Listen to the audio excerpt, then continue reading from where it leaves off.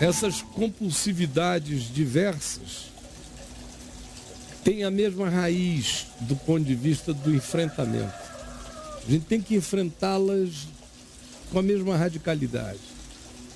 E o enfrentamento, querida, para qualquer coisa desse nível, infelizmente, Freud não ajuda, Jung não ajuda, infelizmente as psicologias clássicas, quando chegam nessa hora, querem conversar com a gente até a velhice, quando a gente não terá mais força para a compulsão, então será curado por incapacidade física de realização, mas nunca foi curado psicologicamente.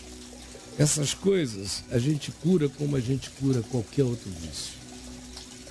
A gente se enterra, né, em nós mesmos.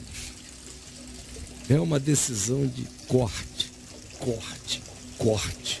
Dá delírios tremes. O problema é que a gente não quer encarar o sofrimento da parada.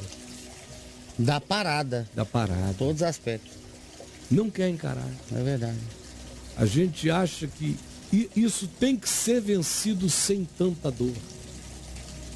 De preferência na conversa psicológica, psicanalítica, devagar, ou de preferência através de uma intervenção divina, mágica, que faça a gente acordar no dia seguinte com nojo da nossa adição, da nossa incontinência bulímica. Mas não é assim que em geral acontece. Existem até alguns milagres assim, esporádicos. Mas 98% das vezes, pelo menos, as pessoas vencem isso dizendo: não farei, ouvindo o que Deus disse a Caim. Caim estava com uma incontinência emocional. Ele estava tomado de ira. Você, como psicóloga pós-graduada, sabe o poder desastroso de uma ira acumulada, uma ira amargurada, invejosa, uma ira contra Deus e contra o significado de Deus entre os homens, que era o irmão de Caim, Abel. Ódio.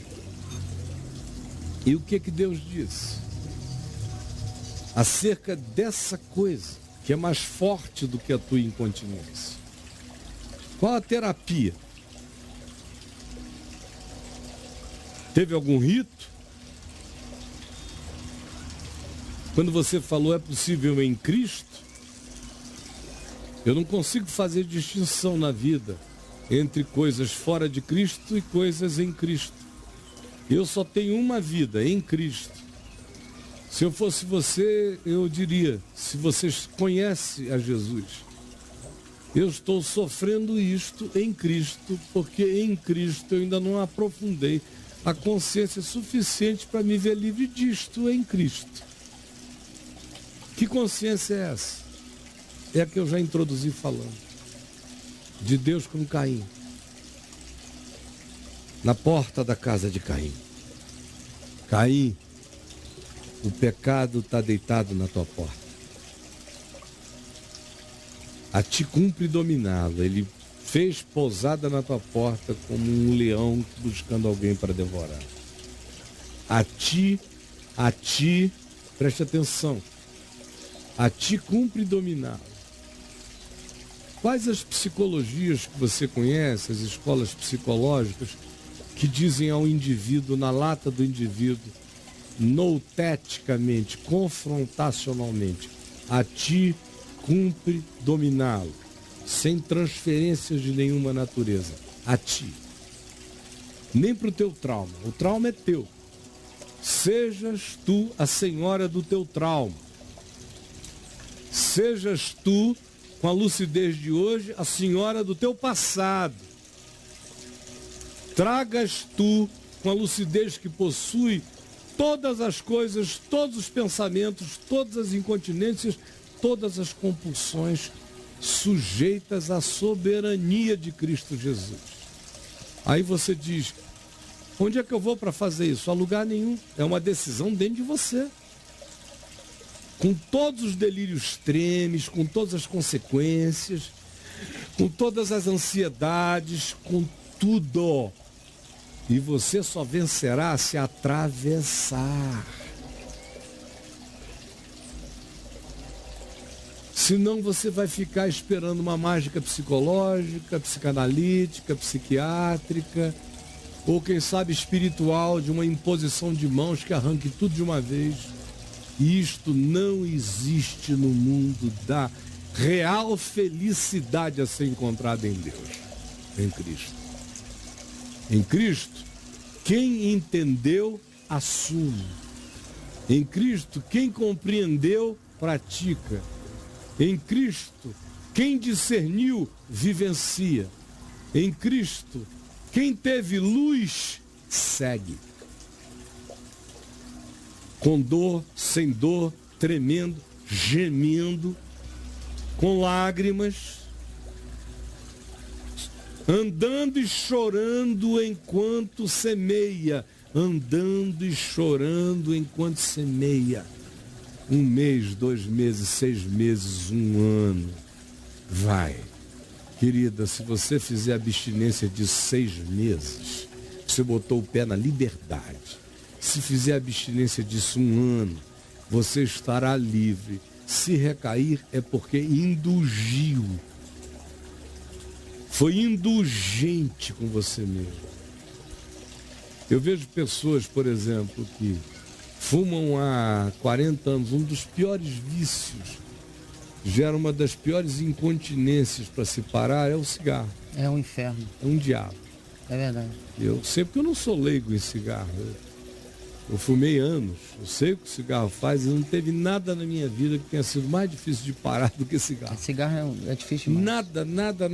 Olha, eu fumava 15, 16, às vezes 20 baseadões, tarugos grossos, grandes de maconha por dia, desde 12 anos de idade. Morava no Amazonas, maconha era uma fartura. Naquele tempo, então... Tava lá, né? Te davam sacos. Verdinho? Que isso, cara? Saco. Literalmente eu levava saco para casa. Putz. E a polícia era amiga, ninguém tava nem aí. Pois bem, maconha não era legalizada, mas para a polícia era descriminalizada em Manaus na década de 70. Parei na hora que me converti, nem pensei mais em maconha. Foi rapidinho assim? Rapidinho. Agora, cigarro, eu me convertia, pregava, jejuava, expulsava demônio, não sei o quê.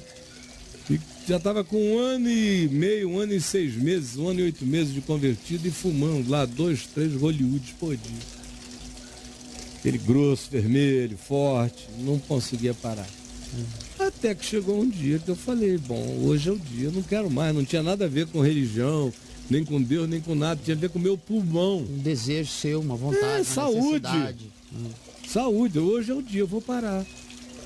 E aí eu joguei fora, tava novinho, joguei numa poça d'água na frente da minha casa, no Amazonas. Ai, bicho, e joguei na lama, fiquei olhando ali. Rapaz, que arrependimento. Eu sei o que é isso. Que arrependimento. E eu vou te dizer uma coisa, 6 meses depois eu ainda... Alguém acendia um cigarro perto de mim, eu saía igual esses bichinhos de desenho animado, que quando vê uma fumacinha sai flutuando no ar. Sim. Louco. Sim. Louco. Tudo mais era fácil. Cigarro.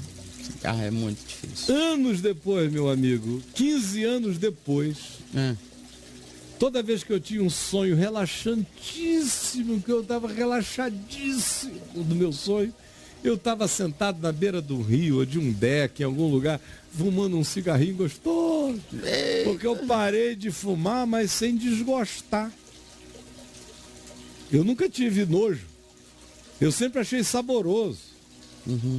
Então era pior ainda, porque quando o cara entra nessas de repúdio orgânico, psíquico, eu nunca tive nenhum dos dois. Foi tudo só mente e coração, decisão. Como na minha vida, tudo que eu parei, eu não tive ajuda instantânea para nada. Eu tive que decidir e ir. Tudo. Eu nunca realizei nada na mamata dentro de mim. Tudo, todas as aflições, tudo foi levantando e andando. Porque se eu tivesse ficado esperando alguma coisa cair do céu em cima de mim, eu teria morrido de depressão aos 18 anos, literalmente. Eu não estou inventando uma data, não. Lá atrás eu já não teria suportado. É porque eu sempre achei que a responsabilidade de viver era minha. Não é de Deus a responsabilidade de me manter vivo. Sim. Deus me criou e me deu vida, e tudo quanto é necessário à vida está em mim. Agora, a responsabilidade de ser, de viver e de escolher como viver é minha. E é intransferível, meu amigo. Essa é a implicação adulta de ser um homem de livre arbítrio na presença de Deus, do diabo e da vida. Então, amiga, você está achando uma hipersimplificação? É a única saída. Vai doer, vai estremecer, vai ser um ano de estribucho, mas você ficará livre, e nunca antes de você decidir, começar e não transigir e não voltar. A vitória está na perseverança. Quem persevera até o fim fica livre, sim. Não por magia de Jesus, mas pela certeza de que Ele me deu o poder, que não me veio nenhuma incontinência maior do que eu, diz Paulo, em 1 Coríntios 10, nenhuma tentação, nenhuma incontinência maior do que eu. Pelo contrário, juntamente com as incontinências, Deus me provê livramento para que eu possa suportar. De modo que se eu decidir suportar, eu suportarei.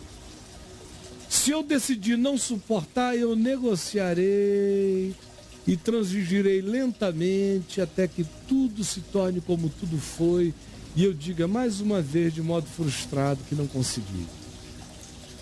Conforme o auto-engano que se instalou sutilmente no seu coraçãozinho, minha querida amiga, minha querida irmã. Eu estou lhe dizendo o que eu creio, como é que a gente vence, como é que a gente faz.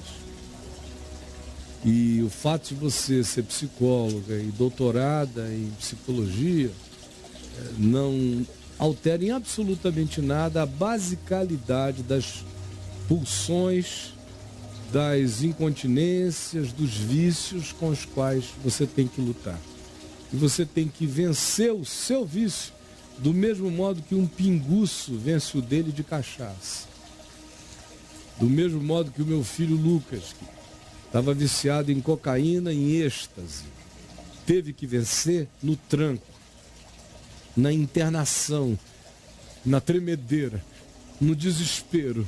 Primeira semana é o diabo, a segunda é o inferno, a terceira são capirotinhos, a quarta já são demônios menores. Vai aliviando, até que chega a hora que você olha e diz, meu Deus, passou. Mas não antes de atravessar, com perseverança, o vale da sombra da morte, com todas as tremedeiras que isso implica, mas com a perseverança que vence, em nome de Jesus.